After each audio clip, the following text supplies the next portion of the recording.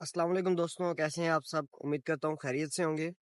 तो कल हमारी सिलेक्शन कमेटी ने 29 प्लेयर्स के नाम अनाउंस किए हैं जिन्होंने काकूल एकेडमी ट्रेनिंग के लिए जाना है और विदाउट कैप्टन अनाउंस किए गए हैं। इसमें कोई कैप्टन नहीं होगा और ये एक नेगेटिव पॉइंट भी आएगा क्योंकि टीम को कोई लीड करने वाला नहीं होगा ड्यूरिंग ट्रेनिंग, और उसके साथ साथ शाहीन शाह अफरीदी पर एक प्रेशर क्रिएट होगा कि अभी उन्होंने सिर्फ एक सीरीज में कैप्टनसी की है और अभी कैप्टनसी के बारे में 3-4 नाम पर गौर किया जा रहा है, जबकि उनसे इस बारे में कंसल्ट नहीं किया गया, उनसे पूछा भी नहीं गया।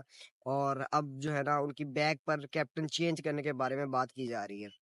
ये खबरें भी आ रही हैं कि शाहीन शाह अफरीदी से कैप्टनसी लेकर रिजवान और बाबर को देने के बारे में ये बातें चल रही हैं, लेकिन और साथ ये भी आ रही है खबर, जो अभी कंफर्म नहीं है, कि बाबर और रिजवान दोनों ने रिफ्यूज कर दिया कैप्टनसी से। वो चाह रहे हैं कि शाहीन के साथ कैरी ऑन किया जाए, क्योंकि शाहीन को प्रॉपर चांस दिया जाए, उसके बाद कोई डिसीजन लिया जाए। सो हम सिलेक्शन कमेटी के बारे में बात करते हैं जिन्होंने कल 29 प्लेयर्स अनाउंस किए, जिसमें से 3 प्लेयर्स बहुत स्ट्रेंज नाम थे जिनकी सिलेक्शन के बारे में एक हफ्ता पहले हम कुछ भी नहीं कह सकते थे कि यार ये भी प्लेयर्स होंगे और सिलेक्शन के अंदर होंगे। जिनमें उस्मान खान है। उस्मान खान जो अपनी पाकिस्तानी शहरियत छोड़कर यूएई की टीम में शामिल होने के लिए यूएई गए थे और इस बार पीएसएल एज ओवरसीज प्लेयर खेले थे और उन्होंने बहुत तबाही बैटिंग की। उन्होंने अपनी क्लास शो की इस बार और बहुत एग्रेसिव माने जाता है, against spin, against pace, different multiple shot सी उनकी रेंज है। सो इस बार उन्हें मौका दिया गया है कि वो अपनी परफॉर्मेंस शो करें। कैंप के अंदर ट्रेनिंग में भी उनको बुलाया गया है। लेट्स सी अब उनका क्या डिसीजन होता है। आइदर वो इनकार करते हैं और यूएई की तरफ से खेलने के लिए उनको चांस मिलना है तकरीबन 6 महीने बाद, हो सकता है वर्ल्ड कप में उनको टीम में शामिल कर लिया जाए। तो आइदर वो यूएई के साथ जाते हैं और वो पाकिस्तानी कैंप को ज्वाइन करते हैं और इस उम्मीद के साथ कि शायद वो पाकिस्तानी टीम के प्लेइंग 11 में या वर्ल्ड कप स्क्वाड में शामिल हो जाएं, इस उम्मीद से कि ग्रीन कलर की जो जर्सी है उस पे उसको पहनने के लिए वो पाकिस्तान टीम को ज्वाइन कर लें। दूसरी जानिब इमाद वसीम और मोहम्मद आमिर, जिन्होंने तकरीबन 2 दिन पहले रिटायरमेंट वापस ली है और अब उनको भी कैंप में कॉल कर लिया गया है। लेट्स सी तकरीबन लास्ट ईयर उन्होंने जिस तरह के बयानात दिए बाबर आजम के बारे में, कुछ प्लेयर्स के बारे में जो टीम में प्लेइंग 11 में, अब उनके साथ उन्होंने ड्रेसिंग रूम शेयर करना है। लेट्स सी वो माहौल कैसा होता है, लेट्स सी आवाम उनको किस लेवल तक एक्सेप्ट करती है। चूंकि आमिर के भी और इमाद वसीम के भी बहुत से फैंस हैं, तो इनके क्रिटिक्स भी बहुत ज्यादा है। पीएसएल के दौरान हमने देखा कि जिस तरह उनको तंग किया गया क्राउड की जानिब से, जो कि एक नेगेटिव चीज है। आप प्लेयर्स के पास्ट को लेकर पर्सनल नहीं होना चाहिए। और दूसरी बात, इन प्लेयर्स के अपने भी कुछ ऐसे बयानात थे जो इन्होंने बहुत ज्यादा जो है ना मीडिया में हाईलाइट किए, बहुत ज्यादा खुलकर बोलने की कोशिश की, हालांकि ये नहीं लगा था कि रिटायरमेंट ले लिया, लेकिन अब ये टीम में आ गए हैं तो एक माहौल अजीब सा होगा। लेट्स सी उसको कैसे नए आने वाले कैप्टन या शाहीन शाह अफरीदी इसको कैसे इस मोमेंट का फायदा उठाकर नेगेटिव चीजों को बुलाते हैं। बाकी शाहीन के बारे में ये है कि शाहीन ने ही इनको बुलाया दोनों को वापस, और शाहीन ने इनसे कांटेक्ट किया और अब शाहीन की अपनी ही कैप्टनसी खतरे में है। लेट्स सी अब कैप्टन कौन बनता है। उसके अलावा कुछ यंगस्टर्स पे ट्रस्ट किया गया और कुछ यंगस्टर्स को बुलाया गया कैंप पर, जिनमें हसीबुल्ला है। पीएसएल इनका बहुत बुरा गया इस बार, लेकिन उनका एक माइंडसेट एग्रेसिव माइंडसेट है, जो कि बहुत फास्ट खेलते हैं, शॉर्ट्स रेंज है उनके पास, उनका बैट स्विंग बहुत प्रॉपर जो है ना इंग्लिश प्लेयर्स जैसा है बैट स्विंग उनका। तो अब उनको भी कैंप में बुलाया गया है, उन्हें भी मौका दिया गया है। उसके बाद मोहम्मद हारिस, जिनको ड्रॉप कर दिया गया था प्रीवियस सीरीज के अंदर विदाउट एनी कोई रीजन, भावरिया सिलेक्शन कमेटी के हेड थे जिन्होंने कहा कि हम रेस्ट दे रहे हैं एक यंगस्टर को जो सिर्फ आपके 1 या 2 फॉर्मेट खेलते हैं, उनको रेस्ट दिया गया था और अब उन्हें भी कॉल कर दिया गया। इसके बाद है आजम खान। आजम खान चांस मिले, काफी मिले, लेकिन कंटिन्यूअस नहीं मिले, जो उन्होंने कंप्लेन भी की पीसीबी से कि जी मुझे एक सीरीज कंप्लीट दीजिए और अगर मैं परफॉर्म ना करूं तो मुझे ड्रॉप कर दिया जाए बेशक। उन्होंने ये बात भी की। लेट्स सी अब इस बार फिर उन्हें as a wicket keeper batsman मौका मिला है, कैप्टन ने कॉल की गई है। इसके बाद इरफान खान न्याजी, एक प्रॉमिसिंग बैट्समैन और बड़े जबरदस्त किस्म के फील्डर, उन्होंने अपने आप को पीएसएल में शो किया। जिस तरह वो बाउंड्री से डायरेक्ट थ्रोज करते थे, जिस तरह उनकी कैचिंग थी, और उसके बाद जिस तरह उन्होंने अपनी हार्ड हिटिंग स्लॉगिंग वो करते हैं, बड़ी जबरदस्त किस्म की प्रॉपर क्रिकेटिंग स्लॉगिंग करते हैं वो। जिस तरह कुल्हाड़ा चलाते हैं वो सीन नहीं है उनका, प्रॉपर क्रिकेटिंग स्लॉगिंग करते हैं वो। उसके बाद मेहरान मुमताज, एक अंडर 19 के प्रॉमिसिंग क्रिकेटर जिनको पीएसएल में लास्ट में आके बाबर आजम ने बड़ा मौका दिया और बड़ा इम्प्रेस किया।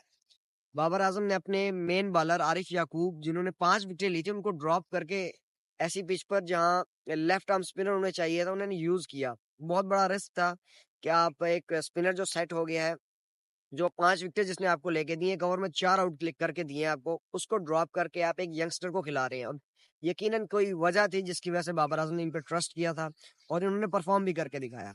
वो नई बॉल से बॉलिंग करते हैं, पुराने बॉल से करते हैं, बहुत ही तेज बॉल के साथ जो है ना, फ्लाइट इतनी नहीं देते लेकिन तेज के साथ स्पिन करते हैं। उनकी आर्म बॉल भी बड़ा अच्छा है। तो लेट्स सी, अब उन्हें भी काकूल एकेडमी में बुलाया गया है। इसके बाद इब्रार अहमद लास्ट टाइम भी सिलेक्ट हो गए थे लेकिन इंजर्ड हो गए थे। अपनी इंजरी की वजह से वो डेब्यू नहीं कर पाए।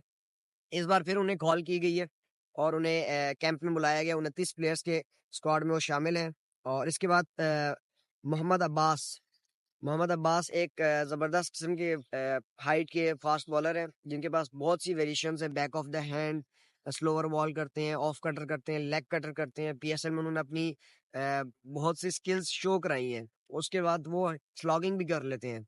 9-10 नंबर्स पे वो बड़े अच्छे जो है ना बैट्समैन भी साबित होते हैं। हालांकि मुल्तान ने उनको ऊपर भी खिलाया और अच्छा परफॉर्म करते हैं। वो हिटिंग प्रॉपर, जब जैसी सिचुएशन हो कि ओवर में 15 चाहिए और वो आके 2 छक्के मारने की सलाहियत रखते हैं, जैसे नसीम शाह है।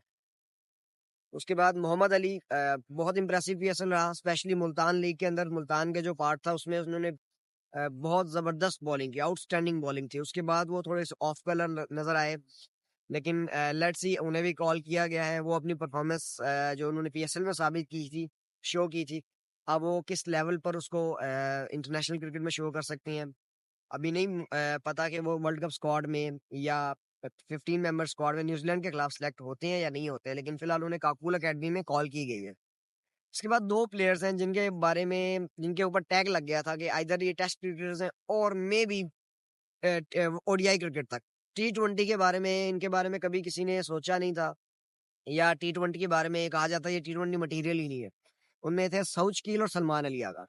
सऊज टॉप ऑर्डर में आए, कोयटा ग्लेडिएटर्स के लिए खेले इस पीएसएल में और बड़ा जबरदस्त उन्होंने परफॉर्म किया। इस पीएसएल में कोयटा के रीढ़ की हड्डी थे सऊज, जो लास्ट 2-3 सीजन से 28 मैचों में उन्होंने 28-0 का शो भी किया था कि उन्हें एक मैच भी मौका नहीं दिया गया। इस बार उन्होंने कोयटा की रीढ़ की हड्डी बनकर उन्होंने जो है ना अपने आप को प्रूव किया। और उन्हें भी अब कॉल की गई है। हालांकि उन्होंने परफॉर्मेंस टॉप ऑर्डर में दी है, प्लेइंग 11 में या फिर 15 मेंबर स्क्वाड में इनका चांस बहुत कम है, लेकिन इनके साथ जो टेस्ट क्रिकेट का टैग लगा था वो हट गया। अब वो टी20 फॉर्मेट में भी उन्हें कॉल कर ली गई है। उसके बाद सलमान अली आ गए हैं। अ, बहुत ही अटैकिंग माइंडसेट के प्लेयर हैं, वो स्लॉगिंग नहीं करते, लेकिन उनकी जो क्रिकेटिंग स्टाइल है वो बहुत एग्रेसिव है। वो शुरू से ही अटैकिंग क्रिकेट, स्पिन को बड़ा अच्छा अटैक करते हैं, फास्ट को अटैक करते हैं, क्रिकेटिंग शॉट्स हैं और शॉट जोन भी उनका काफी ज्यादा है, लिमिटेड शॉट्स नहीं मारते। उन्हें भी कॉल की गई है। इस पीएसएल में उन्होंने बड़ा जबरदस्त परफॉर्म किया। स्टिल वही बात कि ये टॉप ऑफ द ऑर्डर खेलने वाले बैट्समैन है। अब उन्हें 4 नंबर 5 नंबर पे खिलाया जाता है तो ये कोई आइडिया नहीं कि वो कैसा परफॉर्म कर पाते हैं, क्योंकि अभी तक उन्होंने टोटल नंबर 3 पे बैटिंग की है इस्लामाबाद यूनाइटेड के लिए और बड़ा अच्छा साबित हुए। वो ऑफ स्पिन बहुत अच्छी करते हैं। उसके बाद अब लेट्स सी, एक नाम है साहबजादा फरहान, जिनके साथ जिन्होंने बड़ा पीएसएल से पहले डोमेस्टिक सर्किट में बड़ी परफॉर्मेंस दी। पीएसएल के स्टार्टिंग मैचेस में भी कुछ परफॉर्मेंसेस इंडिविजुअली तौर पर उन्होंने बड़ी अच्छी दी लाहौर कलंदर्स के लिए, लेकिन वो टॉप ऑफ द ऑर्डर करते हैं। ओपनर, एज ओपनर वो बैट्समैन है और उन्हें लास्ट टाइम सीरीज के अंदर 5वें 6ठे 7वें नंबर पे भेजा गया, जिसमें परफॉर्म नहीं कर पाए। लेट्स सी अब उनका क्या रोल होता है, शाहीन उनको कैसे यूटिलाइज करते हैं, एज अ ओपनर उनको रिजर्व में रखते हैं या फिर उनको मिडिल ऑर्डर में रखा जाता है। और अगर उन्हें मिडिल ऑर्डर में भी रखा ही जाता है तो उन्हें उनका रोल बताना चाहिए ताकि उस हिसाब से प्रैक्टिस करें, इस हिसाब से वो तैयारी करें ताकि वर्ल्ड कप स्क्वाड में जगह बना सकें। इसके बाद खबरें ये भी हैं कि नसीम शाह, इमामुल हक, इफ्तिखार अहमद और बाबर आजम उम्रे पे गए थे। वहाँ उनकी एक नात पढ़ने की गाड़ी में एक नात पढ़ने की वीडियो भी बड़ी वायरल हुई है। तो अब वो वापस आएंगे, उम्रे से वापस आएंगे। उसके बाद जो 29 मेंबर का ये स्क्वाड सेलेक्ट हुआ है, ये काकुल एकेडमी ट्रेनिंग के लिए जाएगा। ट्रेनिंग कंप्लीट होने के बाद कैप्टन अनाउंस होंगे ओडीआई टीम के और वनडे टीम के, और उसके बाद न्यूजीलैंड सीरीज के लिए स्क्वाड भी अनाउंस होगा। लेट्स सी 8 टी20s हैं, कितने स्क्वाड अनाउंस होते हैं? एक होता है, 2 स्क्वाड अनाउंस होता है, या 3 मैच के लिए अलग स्क्वाड अनाउंस करते हैं और 5 मैच के लिए अलग स्क्वाड अनाउंस करके मल्टीपल प्लेयर्स चेक किए जाते हैं। ये आने वाला वक्त ही हमें बताएगा। हमारे चैनल को लाइक कीजिए, शेयर कीजिए, सब्सक्राइब कीजिए।